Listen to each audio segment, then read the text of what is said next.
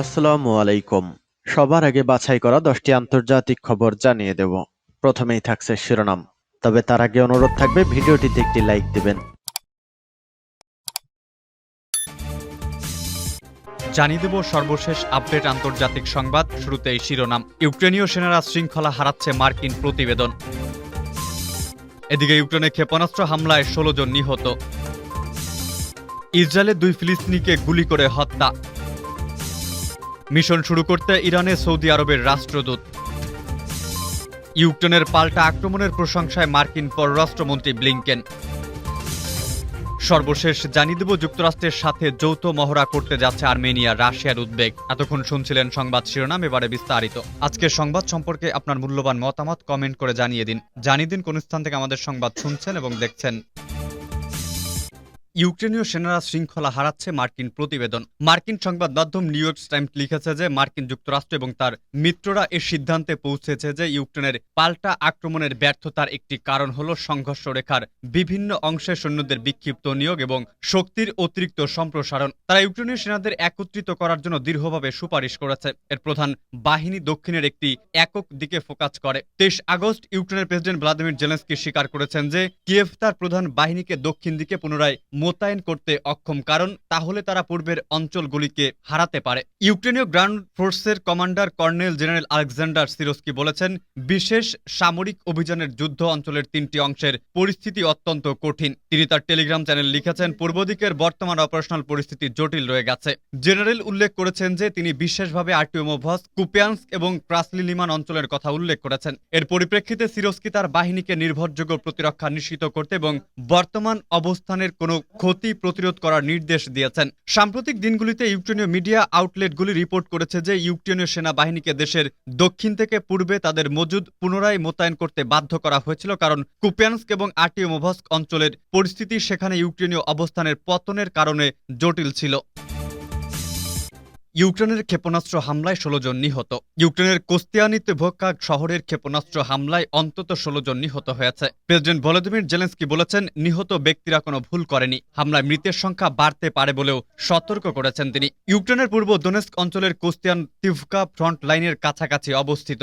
Zelensky আরও বলেছেন, এই রাশিয়ান অপশক্তিকে যত তাড়াতাড়ি সম্ভব পরাজিত করতে হবে। তবে মস্কোর কর্তৃপক্ষ এখনও এই দাবির বিষয়ে কোনো মন্তব্য করেনি। ইসরায়েলে 2 ফিলিস্তিনিকে গুলি করে হত্যা। ইসরায়েলে 2 ফিলিস্তিনি নাগরিককে গুলি করে হত্যা করা হয়েছে। নিহত দুজন সম্পর্কে ভাই। স্থানীয় সময় বুধবার সকালে উত্তর গ্যালিল শহরের অঞ্চলের আরব শহরের আবু ইসনানের কাছে এ ঘটনা ঘটে। নিহতরা হলেন ইয়াহিয়া ও তার ছোট ভাই ওমর সাদি। তারা পাশের জাদেদি মাকর গ্রামের বাসিন্দা।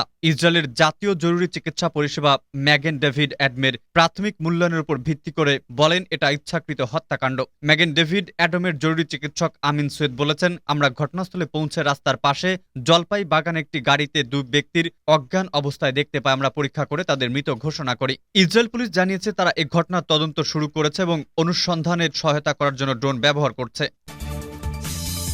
মিশন শুরু করতে ইরানে সৌদি আরবের রাষ্ট্রদূত। ইরানে নিয়োগ পাওয়া সৌদি আরবের নতুন রাষ্ট্রদূত আবদুল্লাহ বিন সৌদি আল আনাজি তার মিশন শুরু করতে মঙ্গলবার তেহরানে পৌঁছেছেন। সৌদি প্রেস এজেন্সি তথ্য জানিয়েছে। ইরানের রাজধানী পৌঁছানোর পর আল আনাজি বলেন, সৌদির নেতৃত্বের নির্দেশনে কিংডম অব ইরানের মধ্যে সম্পর্ক জোরদার এবং যোগাযোগ ও সংলাপ জোরদার করা হয়। তিনি আরো বলেন, সৌদি আরব 2 প্রতিবেশী দেশের মধ্যে সম্পর্ককে বৃহত্তর দিগন্তে নিয়ে যেতে চায়, কারণ তাদের অর্থনৈতিক উপাদান, প্রাকৃতিক সম্পদ এবং সুবিধা রয়েছে যা এই অঞ্চলের উন্নয়ন, সমৃদ্ধি, স্থিতিশীলতা এবং নিরাপত্তার দিকগুলি বৃদ্ধিতে অবদান রাখে। এগুলো উভয় দেশ এবং তাদের জনগণের সাধারণ সুবিধার জন্য অবদান রাখে। রাষ্ট্রদূত জোর দিয়ে বলেন, সৌদি আরবের ভিশন 2030 এমন একটি রোডম্যাপ উপস্থাপন করে যা সহযোগিতার সমস্ত দিককে প্রতিফলিত করে। 2 দেশের মধ্যে পারস্পরিক বিশ্বাস বৃদ্ধির জন্য ভালো প্রতিবেশিত্ব, বোঝাপড়া, উদ্দেশ্যমূলক সংলাপ এবং সম্মানের নীতি প্রতিষ্ঠা করা কৌশলগত দৃষ্টিকোণ থেকে এটিকে উন্নত করতে পারে। সৌদি আরব ও ইরান কয়েক বছর উত্তেজনার পর গত মার্চে কূটনৈতিক সম্পর্ক পুনঃপ্রতিষ্ঠা এবং তাদের দূতাবাস পুনরায় চালু করতে সম্মত হয়। ইউক্রেনের পাল্টা আক্রমণের প্রশংসায় মার্কিন পররাষ্ট্রমন্ত্রী ব্লিংকেন। মার্কিন পররাষ্ট্রমন্ত্রী অ্যান্টনি ব্লিংকেন রুশ সেনাদের বিরুদ্ধে ইউক্রেনের পাল্টা আক্রমণের প্রশংসা করেছেন। সিএনএনের খবরে বলা হয়েছে, রাশিয়া তার পূর্ণ মাত্রার আগ্রাসন শুরু করার পর মার্কিন পররাষ্ট্রমন্ত্রী অ্যান্টনি ব্লিংকেন ইউক্রেনের তৃতীয় সফরে কিয়েভে পৌঁছেছেন। এই সফরে তিনি বলেছেন, ইউক্রেনীয় সেনারা পাল্টা আক্রমণে নেমে বেশ অগ্রগতি লাভ করেছে। খবর অনুসারে ব্লিংকেনের আলোচ্য সূচিতে রয়েছে ইউক্রেনের পাল্টা আক্রমণের অগ্রগতি। মার্কিন পররাষ্ট্রমন্ত্রী ইউক্রেনের পররাষ্ট্রমন্ত্রীর সঙ্গে সংক্ষিপ্ত বৈঠকে বলেন, আমরা পাল্টা আক্রমণের ভালো অগ্রগতি দেখছি, যা খুবই আনন্দদায়ক। আমরা নিশ্চিত করতে চাই যে ইউক্রেনের কেবল পাল্টা আক্রমণে সফল হওয়ার জন্য যা প্রয়োজন তা নয়, দীর্ঘমেয়াদে তার যা প্রয়োজন তা রয়েছে। একই সঙ্গে আমরা এটি নিশ্চিত করতে চাই যে ইউক্রেনের একটি শক্তিশালী প্রতিরোধক, একটি শক্তিশালী প্রতিরক্ষা ক্ষমতা রয়েছে, যাতে ভবিষ্যতে এই ধরনের আগ্রাসন আর না ঘটে। তিনি বলেন, আমরা আমাদের অংশীদারদের সঙ্গে কাজ চালিয়ে যেতে বদ্ধপরিকর, কারণ তারা একটি শক্তিশালী অর্থনীতি, একটি শক্তিশালী গণতন্ত্র গড়ে তুলবে। যুক্তরাষ্ট্রের সাথে যৌথ মহড়া করতে যাচ্ছে আর্মেনিয়া, রাশিয়ার উদ্বেগ। আর্মেনিয়া আগামী সপ্তাহে মার্কিন যুক্তরাষ্ট্রের সাথে যৌথ সামরিক মহড়ার আয়োজন করতে যাচ্ছে।